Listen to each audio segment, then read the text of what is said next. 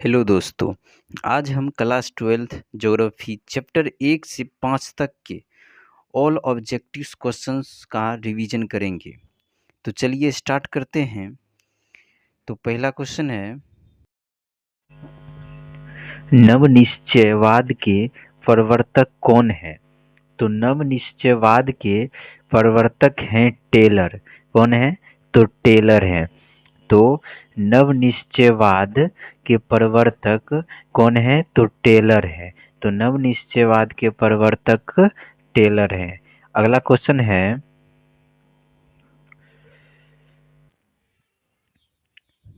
नवनिश्चयवाद संकल्पना का प्रतिपादन किसने किया?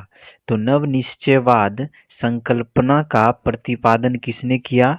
तो ग्रिफिथ टेलर ने किया ना। तो इससे पहले वाला क्वेश्चन और ये दूसरा क्वेश्चन दोनों एक ही है ना। तो नवनिश्चयवाद जो है संकल्पना का प्रतिपादन पूछे या नवनिश्चयवाद के प्रवर्तक पूछे, दोनों कौन होगा? तो टेलर होगा, जिसका पूरा नाम क्या है? Griffith Taylor. तो नवनिश्चयवाद संकल्पना का प्रतिपादन किसने किया? तो टेलर ने किया, यानी कि ग्रिफिथ टेलर ने किया। अगला क्वेश्चन है,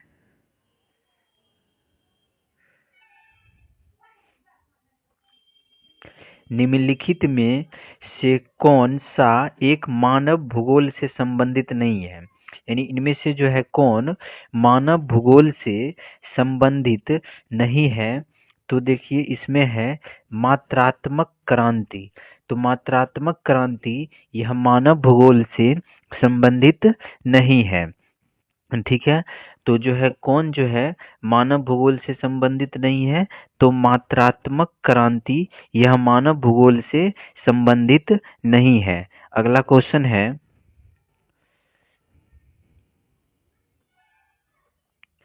संभववाद संभववाद की अवधारणा किस घटक को महत्वपूर्ण माना गया है? तो संभववाद की अवधारणा में किस घटक को महत्वपूर्ण माना गया है?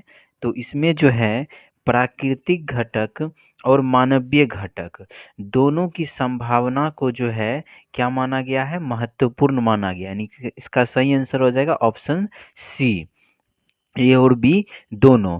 तो संभववाद की अवधारणा में किस घटक को महत्वपूर्ण माना गया है? तो प्राकृतिक घटक और मानवीय घटक दोनों का, यानी कि ऑप्शन सी। अगला क्वेश्चन है, निम्न पुस्तकों में कौन हम्बोल्ट द्वारा लिखित है? तो जो है ये निम्न पुस्तकों में कौन हम्बोल्ट द्वारा लिखित है, यानी हम्बोल्ट द्वारा लिखा गया पुस्तक इसमें से कौन है? तो वह है कास मास। क्या है? तो कास मास।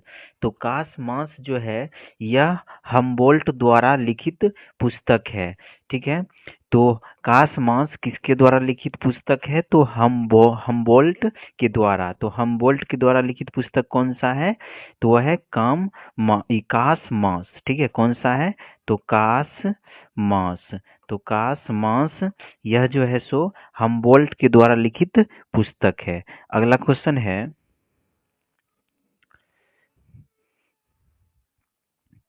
निम्न में से कौन मानव भूगोल से संबंधित नहीं है? तो कौन जो है मानव भूगोल से संबंधित नहीं है?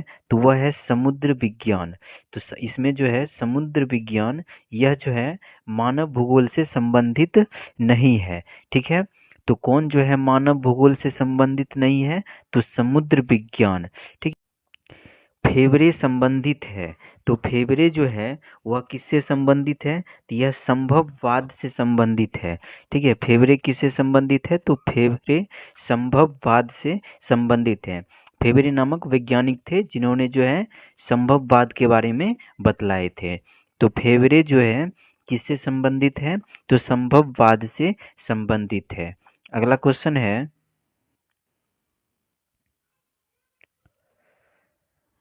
मानव भूगोल का संस्थापक किसे कहा जाता है? तो मानव भूगोल का संस्थापक किसे कहा जाता है? तो मानव भूगोल का संस्थापक रेट जेल को कहा जाता है। किसको कहा जाता है? तो रेट जेल को कहा जाता है।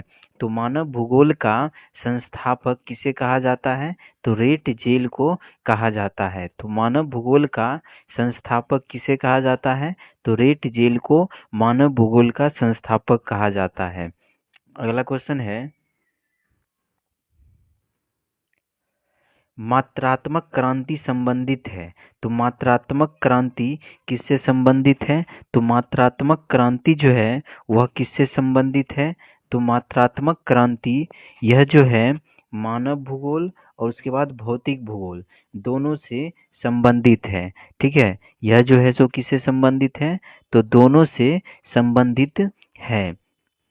तो मात्रात्मक क्रांति किससे संबंधित है? तो मानव भूगोल और भौतिक भूगोल दोनों से संबंधित है। ठीक है, तो मात्रात्मक क्रांति किससे संबंधित है? तो भौतिक मानव भूगोल और भौतिक भूगोल दोनों से संबंधित है। इसका सही आंसर हो जाएगा ऑप्शन सी। अगला क्वेश्चन है,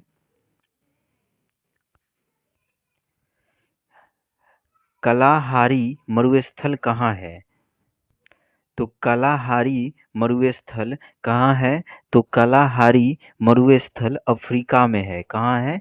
तो अफ्रीका में है। तो कलाहारी मरुस्थल कहाँ है? तो अफ्रीका में है। तो कलाहारी मरुस्थल कहाँ है?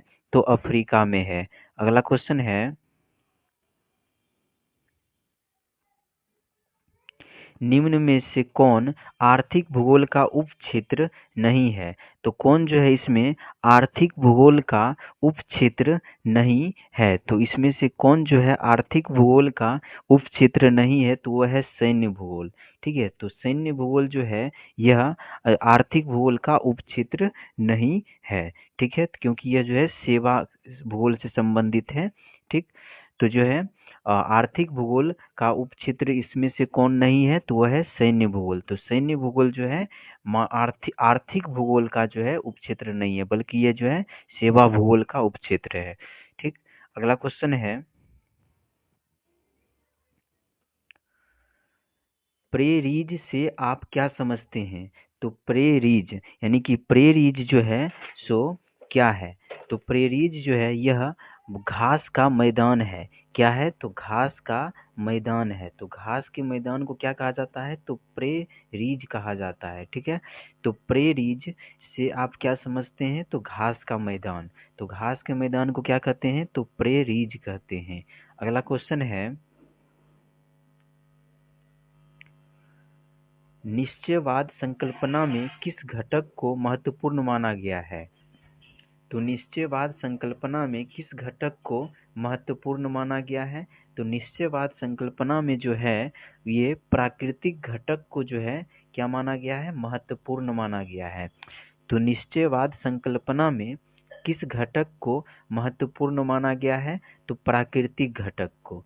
ठीक है, तो निश्चयवाद संकल्पना में किस घटक को महत्वपूर्ण माना गया है? तो प्राकृतिक घटक को महत्वपूर्ण माना गया है।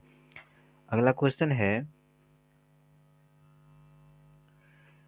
पर्यटन भूगोल मानव भूगोल के किस क्षेत्र से संबंधित है? यानी कि जो पर्यटन भूगोल है यह मानव भूगोल के किस क्षेत्र से संबंधित है? तो यह जो है आर्थिक किससे? तो आर्थिक भूगोल से। इससे पहले भी देखे थे। ठीक है, तो आर्थिक भूगोल से, क्योंकि पर्यटन से जो है हमें क्या मिलता है? बेनिफिट मिलता है, रुपया मिलता है, लाभ मिलता है, इसलिए जो यह आर्थिक भूगोल से संबंधित है। ठीक, तो पर्यटन भूगोल मानव भूगोल के किस क्षेत्र से संबंधित है? तो आर्थिक भूगोल से संबंधित है।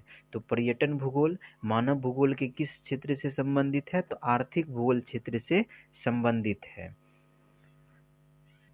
चलिए, तो इस तरह हमारा जो है चैप्टर 1 का ये VVI ऑब्जेक्टिव्स कंप्लीट हुआ। इस चैप्टर 1 में आपका जो है 14 में कितना सही हुआ कमेंट में जरूर बतलाइएगा। अब जो है हम चैप्टर 2 पर चलते हैं।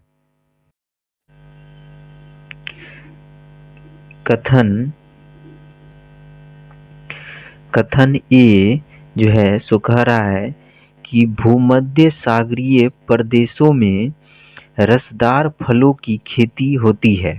ठीक है, यानी कि कथन ए क्या कह रहा है कि भूमध्य सागरीय प्रदेशों में रसदार फलों की खेती होती है। और इसका कारण दिया गया है भूमध्य सागरीय प्रदेशों में जाड़े में वर्षा होती है।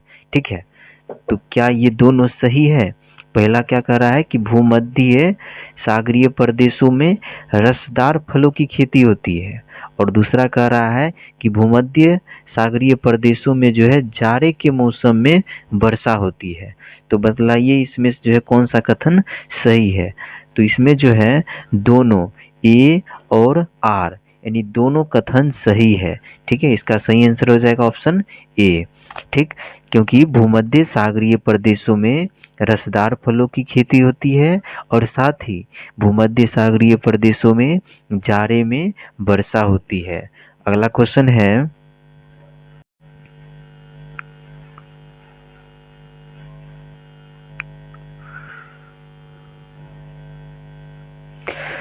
किस वर्ष विश्व की मानव जनसंख्या 6 अरब हुई? यानी किस वर्ष जो है विश्व की मानव जनसंख्या 6 अरब हुई?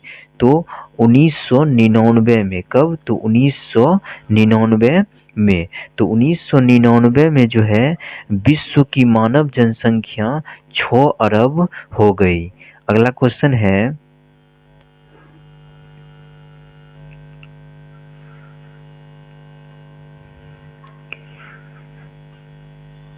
मसाई क्या है? तो मसाई क्या है? तो मसाई जो है सो क्या है? तो मसाई जो है वह एक जनजाति है। क्या है? तो मसाई एक जनजाति है। तो मसाई क्या है? तो मसाई एक जनजाति है। अगला, निम्न में से कौन एक जनसंख्या परिवर्तन के कारक नहीं है? तो कौन जो है जनसंख्या परिवर्तन के कारक नहीं है? तो जनसंख्या परिवर्तन का कारक कौन नहीं है? तो आवास यानी कि घर। यह जो है यह जनसंख्या परिवर्तन का एक कारक नहीं है। ठीक, लेकिन जैसे कि प्रवास हो गया, जन्म हो गया और मृत्यु हो गया, ये तीनों की तीनों जो है जनसंख्या परिवर्तन के कारक है, लेकिन आवास जनसंख्या परिवर्तन के कारक नहीं है। तो इसका सही आंसर हो जाएगा ऑप्शन बी। अगला क्वेश्चन है, निम्नलिखित में कौन सा एक विरल जनसंख्या वाला क्षेत्र नहीं है? तो निम्न में कौन सा एक विरल, विरल मतलब कम जनसंख्या वाला क्षेत्र नहीं है? तो वह है दक्षिण पूर्वी एशिया। तो दक्षिण पूर्वी एशिया जो है यह कम जनसंख्या वाला क्षेत्र नहीं है, बल्कि यह सघन जनसंख्या वाला क्षेत्र यानी कि बहुत ज्यादा जनसंख्या यहाँ निवास करता है दक्षिण पूर्वी एशिया में। तो विरल जनसंख्या वाला क्षेत्र कौन नहीं है? तो दक्षिण पूर्वी एशिया। अगला क्वेश्चन है, निम्नलिखित में से कौन सा क्षेत्र सघन जनसंख्या वाला है? तो अभी तुरंत बतलाएं। दक्षिण पूर्वी एशिया यह जो है सघन जनसंख्या वाला क्षेत्र है। तो सघन जनसंख्या वाला क्षेत्र कौन सा है? तो दक्षिण पूर्वी एशिया। अगला क्वेश्चन है, जनसंख्या वृद्धि दर सर्वाधिक है। तो जनसंख्या वृद्धि दर सर्वाधिक है, कहाँ सर्वाधिक है जनसंख्या वृद्धि दर? तो अफ्रीका में। तो अफ्रीका में जो है सो जनसंख्या वृद्धि दर सबसे अधिक है। अगला क्वेश्चन है, निम्नलिखित में से कौन विरल जनसंख्या वाला क्षेत्र है? तो विरल यानी कि बहुत ही कम, विरल मतलब कम जनसंख्या वाला क्षेत्र है तो पश्चिमी ऑस्ट्रेलिया। ठीक है, तो पश्चिमी ऑस्ट्रेलिया यह जो है सो विरल जनसंख्या वाला क्षेत्र है। तो विरल जनसंख्या वाला क्षेत्र कौन सा है? तो पश्चिमी ऑस्ट्रेलिया। तो पश्चिमी ऑस्ट्रेलिया यह विरल जनसंख्या वाला क्षेत्र है। अगला क्वेश्चन है, विश्व के सघन जनसंख्या क्षेत्रों में कौन क्षेत्र सम्मिलित नहीं है? तो विश्व की सघन जनसंख्या, सघन मतलब अधिक जनसंख्या क्षेत्रों में कौन क्षेत्र शामिल नहीं है, यानी किस क्षेत्र में जो है जनसंख्या घनत्व अधिक, सॉरी जनसंख्या घनत्व कहते हैं कि सघन जनसंख्या नहीं है। तो इसमें से कौन सा क्षेत्र है जहाँ सघन जनसंख्या यानी कि अत्यधिक जनसंख्या नहीं है, तो वह क्षेत्र है दक्षिण पश्चिम अफ्रीका। ठीक है, तो दक्षिण पश्चिम अफ्रीका जो है यहाँ सघन जनसंख्या वाला क्षेत्र नहीं है। तो सघन जनसंख्या वाला क्षेत्र कौन नहीं है, तो वह है दक्षिण पश्चिम अफ्रीका। अगला क्वेश्चन है, विश्व के किस देश की जनसंख्या सर्वाधिक है? तो विश्व के किस देश की जनसंख्या जो है सो सर्वाधिक है, तो चीन। ठीक है, तो चीन में जो है चीन विश्व के सबसे अधिक जनसंख्या वाले देश है। लेकिन यह जो है 2011 के जनगणना के अनुसार ही है। लेकिन वर्तमान में आपसे पूछ लिया जाए, ठीक है, वर्तमान में आपसे पूछ लिया जाए कि जो है सबसे अधिक विश्व में सबसे अधिक जनसंख्या वाला देश कौन है, तब हो जाएगा भारत हो जाएगा। ठीक है, तब कौन हो जाएगा, तब भारत हो जाएगा। वर्तमान शब्द आया, ठीक है, तो यदि जो है वर्तमान शब्द आता है तब जो है भारत हो जाएगा। अब वर्तमान शब्द नहीं आता है तब चीन दीजिएगा। ठीक है, तो 2011 की जनगणना के अनुसार जो है विश्व में सबसे अधिक जनसंख्या वाला देश चीन है। तो यहाँ पर वर्तमान शब्द कहीं नहीं दिख रहा है, इसलिए आपको चीन लगाना है। ठीक है, तो विश्व के किस देश की जनसंख्या सर्वाधिक है, तो चीन। अगला क्वेश्चन है, कालाहारी मरुस्थल में कौन सी जनजाति निवास करती है? तो कालाहारी मरुस्थल में कौन सी जनजाति निवास करती है, तो यहाँ पर जो है माओरी, तो माओरी जनजाति जो है सो निवास करती है। तो कालाहारी मरुस्थल में कौन सी जनजाति निवास करती है, तो माओरी, तो माओरी जनजाति निवास करती है। अगला क्वेश्चन है, विश्व में जनसंख्या का कितने प्रतिशत भाग एशिया में निवास करती है? तो विश्व में जनसंख्या का कितना प्रतिशत भाग एशिया में निवास करती है, तो 60% भाग। ठीक है, तो 60% भाग जो है एशिया में निवास करती है। ठीक है, तो विश्व में जनसंख्या का कितना प्रतिशत भाग जो है एशिया में निवास करती है, तो 60% भाग एशिया में निवास करती है। यानी कि सबसे ज्यादा यदि किसी महाद्वीप पर जनसंख्या है तो वह जो है अपना ही महाद्वीप एशिया में जो है। ठीक है, अगला क्वेश्चन है,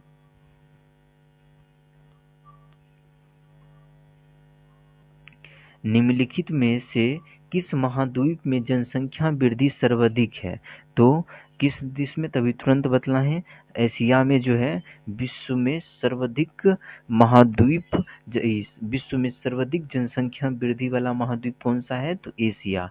अभी तुरंत बतलाए हैं ना, तो जो है किस महाद्वीप में जनसंख्या वृद्धि सर्वाधिक है, तो एशिया में। इस बात से अंदाजा लगा लीजिए कि एशिया में जो है पूरे विश्व का 60% जनसंख्या जो है वह एशिया में ही निवास करती है। अगला क्वेश्चन है, निम्नलिखित क्षेत्रों में से कौन सघन जनसंख्या वाला है? तो सघन यानी सघन का मतलब क्या हो गया, सबसे अधिक जनसंख्या वाला क्षेत्र इसमें से कौन सा है, तो वह सबसे अधिक जनसंख्या वाला क्षेत्र है पश्चिमी यूरोप। कौन सा है, तो पश्चिमी यूरोप। तो पश्चिमी यूरोप जो है सघन यानी सबसे अधिक जनसंख्या वाला क्षेत्र है। तो सबसे अधिक जनसंख्या वाला क्षेत्र कौन सा है, तो पश्चिमी यूरोप।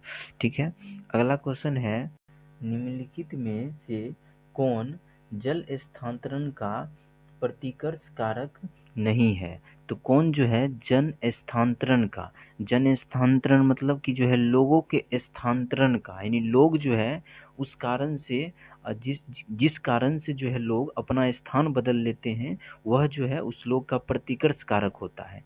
तो आप बतलाइए कि कोई लोग जो है अपना स्थानांतरण किस कारण से बदल लेंगे, तो जो है तो वह है यहाँ पर कह रहा है कि प्रतिकर्ष कारक नहीं है, यानी कि जिस कारण से लोग जो है अपना स्थान बदल लेते हैं तो वह प्रतिकर्ष कारक होता है। ठीक। तो यहाँ पर कह रहा है कि प्रतिकर्ष कारक नहीं है। तो जैसे कि जल जमाव, तो जल जमाव के कारण लोग अपना स्थान बदल लेते हैं, तो यह तो प्रतिकर्ष कारक है। हमको कह रहा है कि कौन प्रतिकर्ष कारक नहीं है, ठीक है, नहीं है। बेरोजगारी के कारण भी लोग अपना स्थान बदल लेते हैं, महामारी के कारण भी लोग अपना स्थान बदल लेते हैं, ठीक है। ये इसका सही आंसर हो जाएगा ऑप्शन बी, यानी शैक्षणिक सुविधाएं। तो जो है कौन जो है जन स्थानांतरण का प्रतिकर्ष कारक नहीं है, तो वह है शैक्षणिक सुविधाएं। तो शैक्षणिक सुविधाएं जो है यह शैक्षणिक सुविधाएं यह जन स्थानांतरण का प्रतिकर्ष कारक नहीं है। अगला क्वेश्चन है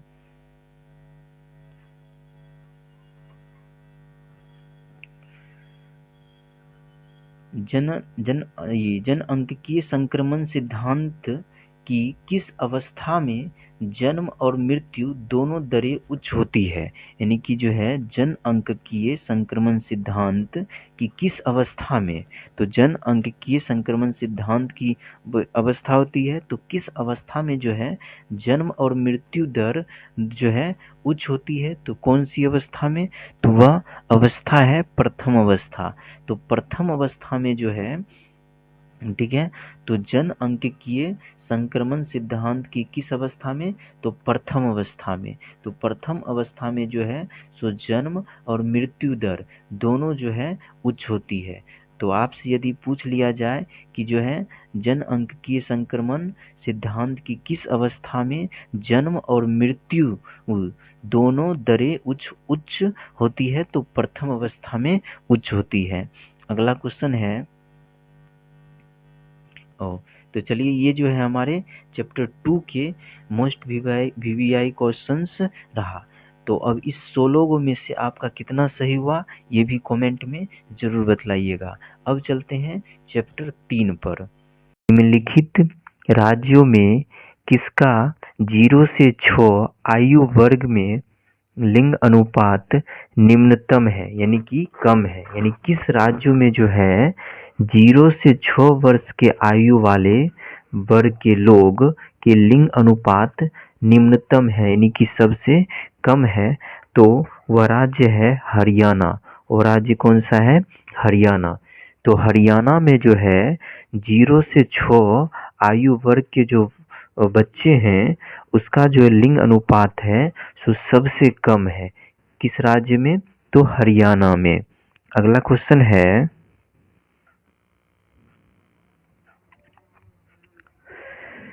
आयु लिंग पिरामिड का संबंध है। तो आयु लिंग पिरामिड का संबंध है पुरुष एवं महिला जनसंख्या से, ठीक है। तो किससे संबंधित है, तो आयु लिंग पिरामिड का संबंध है पुरुष एवं महिला जनसंख्या से। तो आयु लिंग पिरामिड का संबंध है किससे, तो पुरुष एवं महिला जनसंख्या से। अगला क्वेश्चन है निम्नलिखित देशों में से किसका लिंग अनुपात सर्वाधिक है। तो किस देश में जो है लिंग अनुपात सर्वाधिक है, यानी कि सबसे अधिक है, तो लेटविया देश में। किस देश में, तो लेटविया देश में जो है लिंग अनुपात सबसे अधिक है। तो किस देश का लिंग अनुपात सबसे अधिक है, तो लेटविया। तो लेटविया देश का लिंग अनुपात सबसे अधिक है। अगला क्वेश्चन है कौन आयु वर्ग कार्यशील जनसंख्या का प्रतिनिधित्व करता है। तो कौन सा आयु वर्ग जो है कार्यशील जनसंख्या यानी काम करने वाली जनसंख्या का प्रतिनिधित्व करता है, तो 15 से 59 वर्ष। तो कोई व्यक्ति 15 से 59 वर्ष तक अच्छा खासा काम कर सकता है। तो कार्यशील जनसंख्या का प्रतिनिधित्व कौन करता है, तो 15 से 59 वर्ष के व्यक्ति, ठीक है। तो कौन आयु वर्ग कार्यशील जनसंख्या का प्रतिनिधित्व करता है, तो 15 से 59 वर्ष। तो यह क्वेश्चंस आपको कैसा लगा कमेंट में जरूर बताएं। चलिए इस तरह हम सब जो है अपने अंतिम चरण चैप्टर 4 पर चलाए हैं। तो इसका पहला क्वेश्चन है कि जो है नॉर्वे सर्वोच्च मूल्य सूचकांक, यानी कथन ए जो है सो कह रहा है कि नॉर्वे सर्वोच्च सर्वोच्च मूल्य सूचकांक वाला देश है। और उसके बाद जो इसका कारण यानी रीजन आर दिया गया है कि यहाँ मानव विकास सूचकांक 0.5 से 0.799 के बीच है। ठीक है, तो इसमें जो है ये पहला वाला कथन तो सही है, ये जो कह रहा है कि नॉर्वे जो है सर्वोच्च मूल्य सूचकांक वाला देश है, ये कथन ठीक है। लेकिन ये जो कह रहा है कि यहाँ मानव विकास सूचकांक 0.5 से 0.799 के बीच है, सो क्या है, गलत है। इसका कारण जो ये हमें दिया गया है, इसका कारण मानव विकास सूचकांक 0.5 से 0.799 के बीच है, यह कथन गलत है। तो इसमें सही क्या है, तो सही यह है कि नॉर्वे जो है यह सर्वोच्च मूल्य सूचकांक वाला देश है।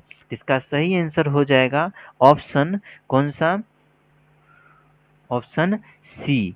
ठीक है, इसका सही आंसर क्या हो जाएगा, ऑप्शन सी हो जाएगा कि जो है ऑप्शन ए, कथन ए सही है, लेकिन इसका जो कारण आर है वो क्या है, गलत है। तो इसका सही आंसर हो जाएगा ऑप्शन सी। अगला क्वेश्चन है, निम्नलिखित में से कौन आर्थिक विकास का सूचक है। तो आर्थिक विकास का सूचक कौन है, तो पहला कथन दिया गया है आय, उसके बाद जो है दूसरा कथन दिया गया है रोजगार, और तीसरा कथन दिया गया है साक्षरता, और उसके बाद जो है चौथा कथन दिया गया है उत्पादन। तो इसका सही आंसर हो जाएगा जो है ऑप्शन डी, यानी कि पहला, दूसरा और चौथा। यानी कि जो है आर्थिक विकास का सूचक कौन है, तो आर्थिक विकास का सूचक है आय, रोजगार और उत्पादन। ठीक है, तो आर्थिक विकास का सूचक कौन है, तो आय, रोजगार और उत्पादन, ये जो आर्थिक विकास का सूचक है। यानी कि इसका सही आंसर हो जाएगा ऑप्शन डी। अगला क्वेश्चन है,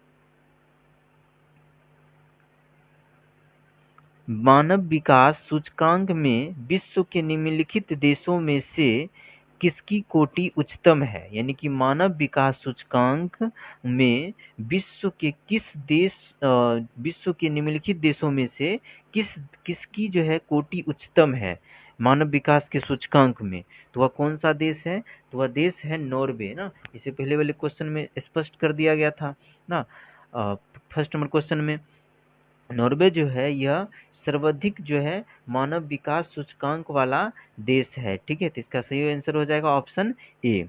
अगला क्वेश्चन है, डॉक्टर महबूब उल हक मूल निवासी थे। तो डॉक्टर महबूब उल हक जो है मूल निवासी थे, यानी कहाँ के निवासी थे, तो यह जो है पाकिस्तान के निवासी थे। कहाँ के थे, तो पाकिस्तान के थे। तो डॉक्टर महबूब उल हक मूल निवासी थे कहाँ के, तो पाकिस्तान के थे। अगला क्वेश्चन है, निम्नलिखित विद्वानों में किसने मानव विकास सूचकांक का निर्धारण किया।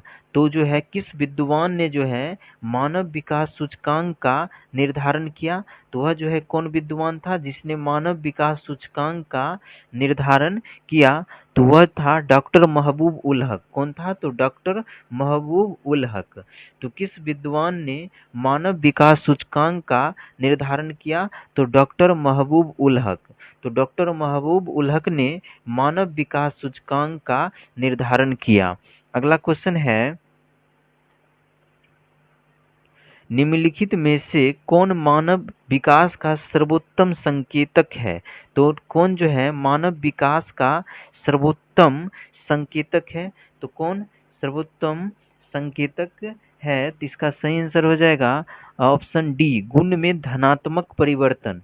तो गुण में धनात्मक परिवर्तन, तो गुण में धनात्मक परिवर्तन यह मानव विकास का सर्वोत्तम संकेतक है। तो मानव विकास का सर्वोत्तम संकेतक कौन है, तो गुण में धनात्मक परिवर्तन। तो गुण में धनात्मक परिवर्तन मानव विकास का सर्वोत्तम सूचक है। अगला क्वेश्चन है, निम्नलिखित देशों में से किसमें प्रसन्नता को प्रगति का माप माना गया है। ठीक है, यानी किस देश में जो है प्रसन्नता को जो है यानी खुशियां को जो है खुशी को प्रगति का माप माना गया है तो वह देश है भूटान। कौन है? तो भूटान। तो जो है भूटान देश में जो है प्रसन्नता को प्रगति का माप माना गया है। तो किस देश में प्रसन्नता यानी खुशी को जो है प्रगति का माप माना गया है? तो भूटान, भूटान में। अगला क्वेश्चन है, निम्नलिखित में से कौन द्वितीयक क्रियाकलाप नहीं है? तो द्वितीयक क्रियाकलाप इसमें से जो है कौन नहीं है? तो आखेट। तो आखेट जो है यह द्वितीयक क्रियाकलाप नहीं है। तो कौन द्वितीयक क्रियाकलाप नहीं है? तो आखेट। तो आखेट जो है यह द्वितीयक क्रियाकलाप नहीं है। ठीक। तो निम्नलिखित में कौन एक रोपेदार फसल नहीं है? तो कौन सा फसल जो है रोपेदार फसल इसमें से नहीं है? तो कॉफी। ठीक है, तो कॉफी जो है यह एक रोपेदार फसल नहीं है। तो कौन एक रोपेदार फसल नहीं है? तो कॉफी। अगला क्वेश्चन है,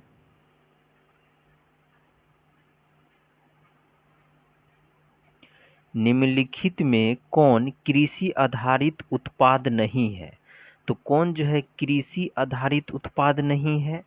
तो कृषि आधारित उत्पाद इसमें से कौन नहीं है? तो नमक। नमक तो इसका तो कृषि नहीं किया जाता है, तो नमक जो है कृषि आधारित उत्पाद नहीं है। अगला क्वेश्चन है, निम्नलिखित में कौन सी खाद्य फसल है यानी खाने वाला फसल है? ठीक है, तो इसमें से तो मक्का। ठीक है, तो मक्का क्या है? तो एक खाद्य फसल है। तो कौन सी खाद्य फसल है? तो वह है मक्का, खाद्य फसल है। अगला क्वेश्चन है,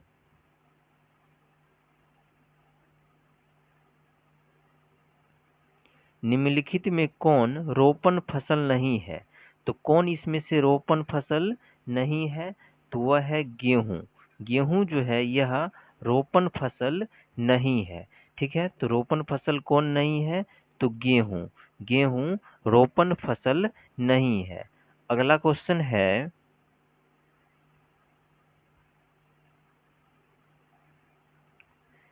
निम्नलिखित में किसे कटान दहन कृषि भी कहते हैं?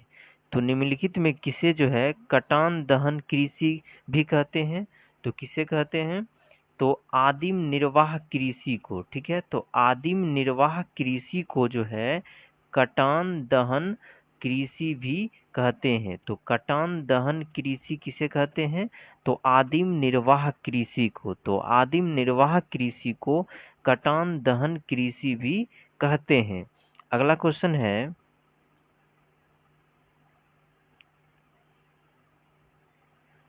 फूलों की कृषि कहलाती है।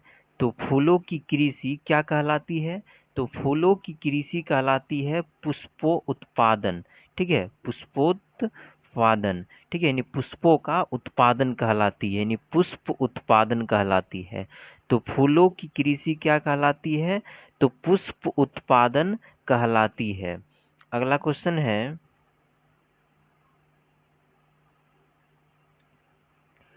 रबर किस प्रकार की कृषि की उपज है?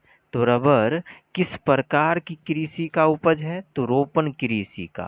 ठीक है, किस प्रकार की? तो रोपण कृषि का। तो रबर किस प्रकार की कृषि की उपज है? तो रोपण कृषि का। अगला क्वेश्चन है,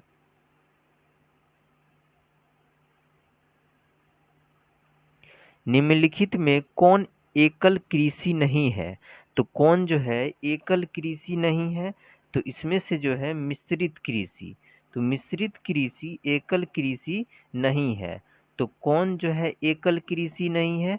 तो मिश्रित कृषि। तो मिश्रित कृषि एकल कृषि नहीं है। अगला क्वेश्चन है,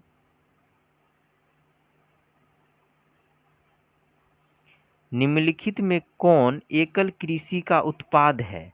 तो एकल कृषि का उत्पाद कौन है? तो रबर, केला, चाय, यानी कि इनमें से सभी सभी के सभी क्या है? एकल कृषि का उत्पाद है। तो एकल कृषि का उत्पाद कौन कौन सा है?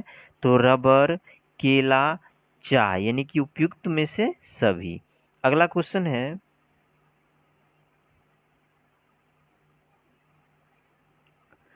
निम्नलिखित में कौन सी एक आर्थिक क्रिया ग्रामीण बस्तियों की मुख्य क्रिया है? यानी कि कौन सी एक आर्थिक क्रिया ग्रामीण बस्तियों की मुख्य क्रिया है? तो वह है प्राथमिक क्रिया। ठीक है, वह कौन सी क्रिया? तो प्राथमिक क्रिया। तो कौन सी एक आर्थिक क्रिया ग्रामीण बस्तियों की मुख्य क्रिया है? तो प्राथमिक क्रिया। ठीक है, अगला क्वेश्चन है, निम्नलिखित में कौन प्राथमिक क्रियाकलाप है? तो कौन जो है प्राथमिक क्रियाकलाप है? तो इसमें से जो है खेती, खेती क्या है? एक प्राथमिक क्रियाकलाप है। तो कौन जो है प्राथमिक क्रियाकलाप है? तो खेती, खेती जो होता है वो प्राथमिक क्रियाकलाप होता है। अगला क्वेश्चन है, निम्नलिखित में कौन प्राथमिक क्रियाकलाप से संबंधित है? तो कौन जो है प्राथमिक क्रियाकलाप से संबंधित है? तो कृषि, वाणिज्य और आखेट, यानी कि उपयुक्त में से सभी। तो सभी के सभी क्या है? तो प्राथमिक क्रियाकलाप से संबंधित है। ठीक है, तो निम्न में कौन प्राथमिक क्रियाकलाप से संबंधित है? तो कृषि, वाणिज्य और आखेट। ठीक है, तीनों की तीनों जो है क्या है? तो प्राथमिक क्रियाकलाप से संबंधित है। अगला क्वेश्चन है,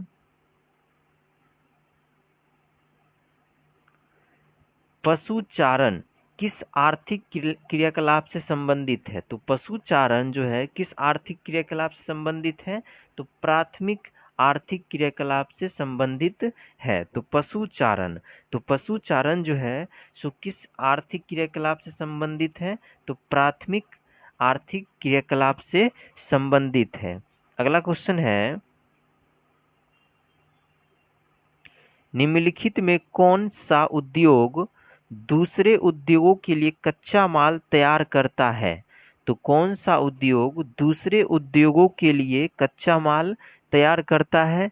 तो वह है आधारभूत उद्योग। ठीक है, तो आधारभूत उद्योग दूसरे उद्योगों के लिए कच्चा माल तैयार करता है। तो कौन सा उद्योग दूसरे उद्योगों के लिए कच्चा माल तैयार करता है? तो आधारभूत उद्योग। अगला क्वेश्चन है,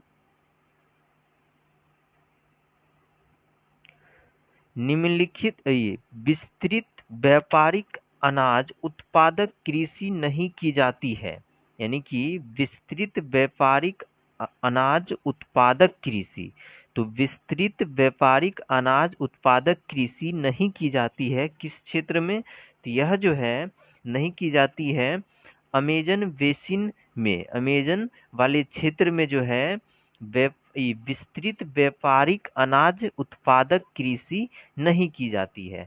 किस क्षेत्र में? तो अमेजन वाले क्षेत्र में, अमेजन बेसिन वाले क्षेत्र में।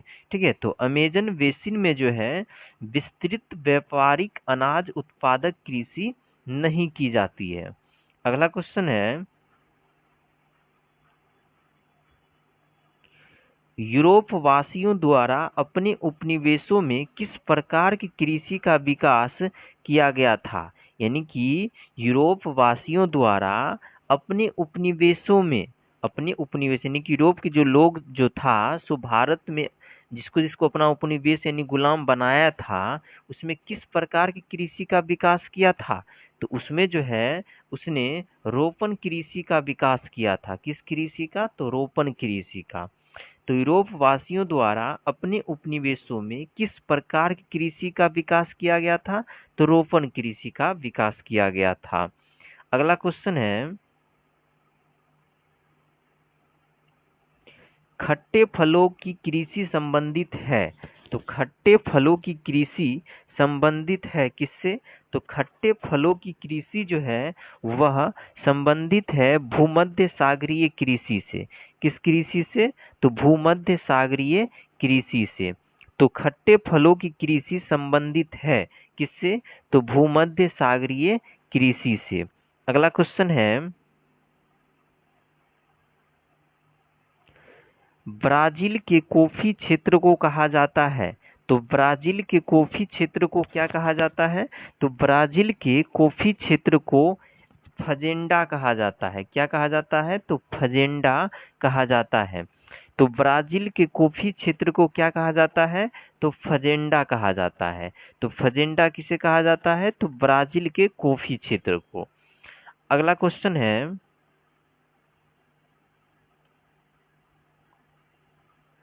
अंगूर की खेती संबंधित है। तो अंगूर की खेती किससे संबंधित है? तो अंगूर की खेती संबंधित है भूमध्य सागरीय क्षेत्र से। किससे? तो भूमध्य सागरीय क्षेत्र से। तो अंगूर की खेती संबंधित है किससे? तो भूमध्य सागरीय क्षेत्र से। तो अंगूर की खेती संबंधित है किससे? तो भूमध्य सागरीय क्षेत्र से। अगला क्वेश्चन है, कौन पेशागत कोलर का रंग नहीं है? ठीक है, यानी कि कौन पेशागत कोलर का रंग नहीं है? तो पेशागत कोलर का रंग कौन नहीं है? तो इसका जो है गुलाबी। ठीक है, तो गुलाबी जो है यह पेशागत कलर का रंग नहीं है। तो पेशागत कलर का कौन रंग नहीं है? तो पेशागत कोलर का रंग कौन नहीं है? तो गुलाबी। तो ठीक है, अगला क्वेश्चन है,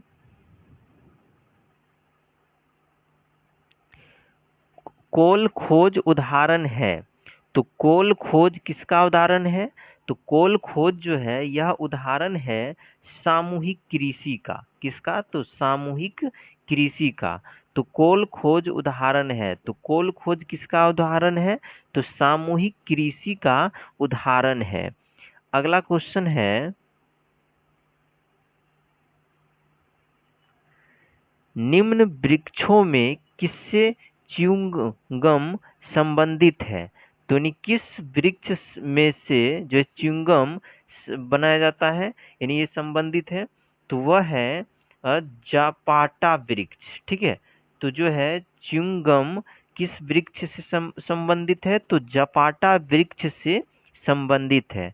तो च्युइंगम किस वृक्ष से संबंधित है? तो जापाटा वृक्ष से संबंधित है। तो चलिए, ये जो है हमारे इस प्राथमिक क्रिया चैप्टर 5 के मोस्ट वीवीआई ऑब्जेक्टिव्स रहा। हाँ, तो यह आपको कैसा लगा कमेंट में जरूर बताएं।